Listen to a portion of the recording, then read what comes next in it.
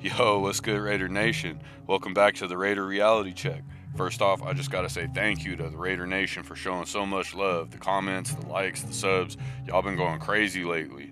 And we're chipping away at that mark to get to 1,000 subscribers. And once we get there, I'm gonna hit that Raider Nation tattoo on a live stream.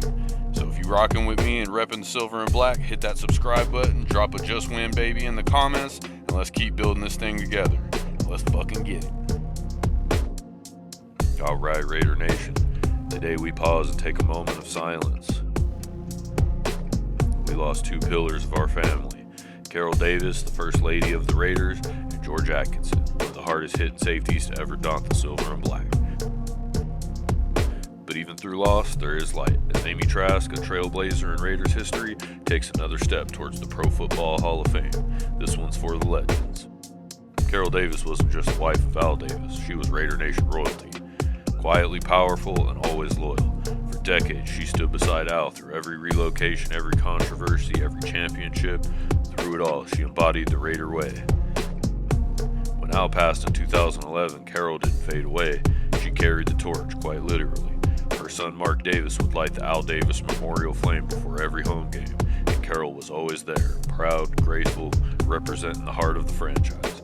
At 93 years old, she left this world, but her name will live on in the foundation of everything the Raiders stand for: loyalty, family, and legacy. Raider Nation sends our love, strength, and eternal respect to the Davis family. Raider Nation for life, and in the words of Al Davis, just win, baby. We also remember the great George Atkinson. If you know Raiders history, you know George was no joke. A 10-year Raider and part of the iconic Soul Patrol secondary with Jack Tatum, Willie Brown, and Skip Thomas, they brought fear to offenses across the league. Atkinson was drafted in 1968 and became the definition of a Raider: physical, fearless, and full of pride. Off the field, he gave back to the game. He mentored players, spoke truth, and stayed a voice in the Raider community until his final days. Losing him means losing another link to our golden era, but as long as the shield stands, his impact and legacy is eternal. Rest easy, George Atkinson, forever part of Raider history. But even in the heartbreak, Raider Nation rises, because one of our own, Amy Trask, former Raider CEO, is one step closer to the Pro Football Hall of Fame. Amy broke barriers.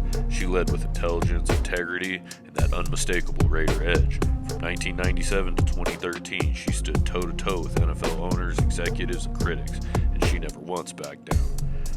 Her nomination reminds the world what the Raiders have always stood for: inclusion, innovation, and leadership that transcends the field. Raider Nation, let's take a moment to celebrate this great woman, because Amy Trask represents the best of the Raider Nation spirit: bold, loyal, and forever silver and black. Carol Davis, thank you for carrying the flame, and may you and Al enjoy the games from that booth up in the sky. George Atkinson, thank you for a lifetime commitment to excellence. And Amy Trask, thank you for showing the next generation what true leadership looks like. The shield shines a little dimmer today, but the legacy burns brighter than ever. Rest easy to our fallen legends, and onward to further greatness to our current legends.